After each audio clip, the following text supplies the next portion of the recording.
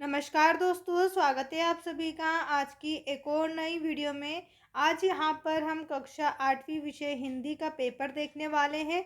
इस वीडियो के माध्यम से हम हिंदी पेपर के सभी प्रश्नों को देखेंगे और साथ में इनके उत्तर को भी देखने वाले हैं।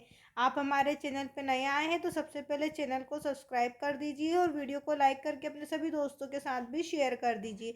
चलिए बिना किसी देरी के शुरू करते हैं कक्षा 8वीं विषय हिंदी का पेपर।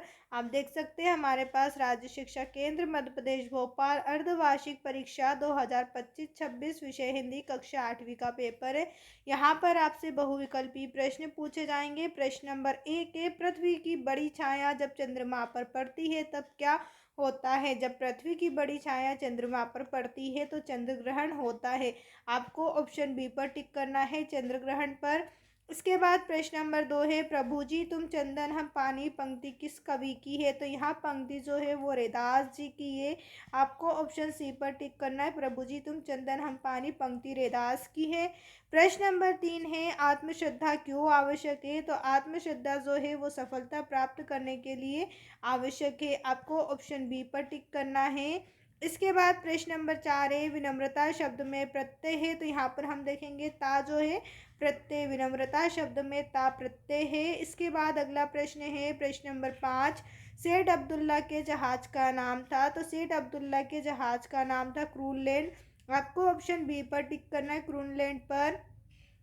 इसके आगे है, रिक्त स्थान की पूर्ति कीजिए। प्रश्न नंबर 6 में आपसे पूछा है डॉक्टर चंद्रा जी की माता का नाम है? तो डॉक्टर चंद्रा जी की माता का नाम है श्रीमती टी सुब्रमण्यम। इसके बाद है प्रश्न नंबर 7, नर्मदा की शुद्ध वर्तनी है? तो नर्मदा की यहाँ पर शुद्ध वर्तनी हम लिखेंगे नर्मदा। इसके बाद प्रश्न नंबर 8 है, चंद्रगुप्त द्वितीय को की उपाधि मिली? तो चंद्रगुप्त द्वितीय को विक्रमादित्य की उपाधि मिली थी। प्रश्न नंबर 9 है, वीणा बजाने वाली देवी है? तो वीणा बजाने वाली देवी सरस्वती है। इसके बाद प्रश्न नंबर 10 है, सुख का एक द्वार बंद होने पर तुरंत खुल जाता है? तो आपको लिखना है दूसरा द्वार। सुख का एक द्वार बंद होने पर तुरंत दूसरा द्वार खुल जाता है। इसके बाद अगला प्रश्न यहाँ पर आपसे पूछा गया है, अति लघु उत्तरीय प्रश्न है। नीचे दिए गए प्रश्नों के उत्तर एक शब्द एक वाक्य में लिखिए, प्रत्येक के लिए 2 अंक निर्धारित है। प्रश्न नंबर 11 है, एरन अभिलेख का संबंध मध्य प्रदेश के किस जिले से है? तो यहाँ पर आपको लिखना है सागर जिले से है। प्रश्न नंबर 12 है, आहार कितने प्रकार के होते हैं? उनके नाम लिखिए। आहार 3 प्रकार के होते हैं, सात्विक, राजसिक और तामसिक।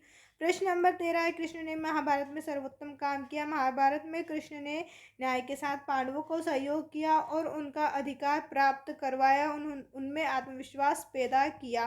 प्रश्न नंबर 14 है, मुफ्तानंद जी से मिलिए पाठ किस विधा का है? तो मुफ्तानंद जी से पाठ व्यंग विधा से है। प्रश्न नंबर 15, सूर्य के मन को सुख कहाँ प्राप्त होता है? सूरदास के मन को सुख भगवान श्री कृष्ण के चरणों की भक्ति में प्राप्त होता है। उसके बाद अगला प्रश्न आपको दिया हुआ है। अगला प्रश्न देखने से पहले अगर अभी तक आपने हमारे चैनल को सब्सक्राइब नहीं किया है तो सबसे पहले चैनल को सब्सक्राइब कर दीजिए, जिससे आने वाली सभी इंपॉर्टेंट वीडियो सबसे पहले आप ही को मिले। और साथ में इस वीडियो को लाइक करके अपने सभी भाई बहनों और दोस्तों के साथ भी शेयर कर दीजिए। यहाँ पर आपसे प्रश्न नंबर 16 में पूछा गया है, रेखा, पूनम, सुनीता और राधा बगीचे में घूम रही है, वाक्य में उचित विराम चिन्ह लगाकर लिखिए। तो यहाँ पर हम कोमा लगा देंगे, रेखा के बाद कोमा, पूनम के बाद सुनीता, राधा बगीचे में घूम रही है।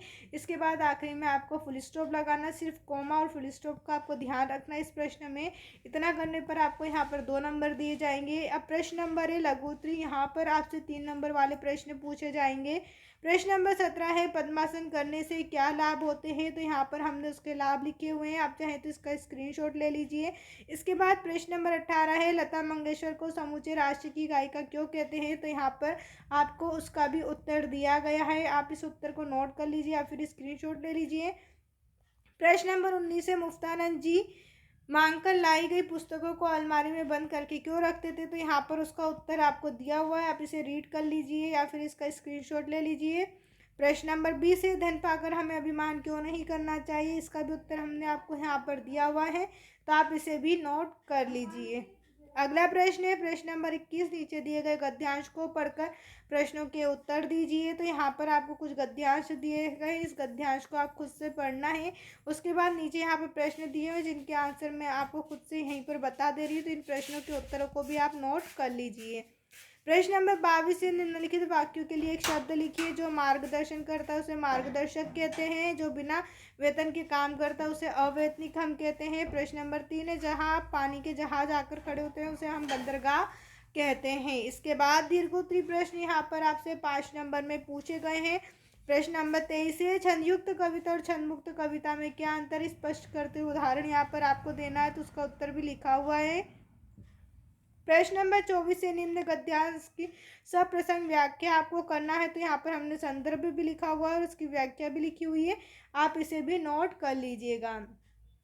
अब इसके बाद अगला प्रश्न है यहाँ पर 25 नंबर पे, अपने पिता को वार्षिक परीक्षा की जानकारी देने हेतु आपको पत्र लिखना है। तो इस तरीके से आपको पत्र लिखकर बता देना है। यहाँ पर हमने पत्र लिखकर बना रखा है, आप इसे नोट कर लीजिए और अच्छे से याद कर लीजिए। प्रश्न नंबर 26 है, निम्नलिखित में से किसी एक विषय पर आपको निबंध बताना है। विज्ञान के चमत्कार, कोई महापुरुष या फिर पुस्तकालय का महत्व। तो हमने विज्ञान के चमत्कार के ऊपर निबंध लिखा हुआ है, आप इसे अच्छे से याद कर लीजिए।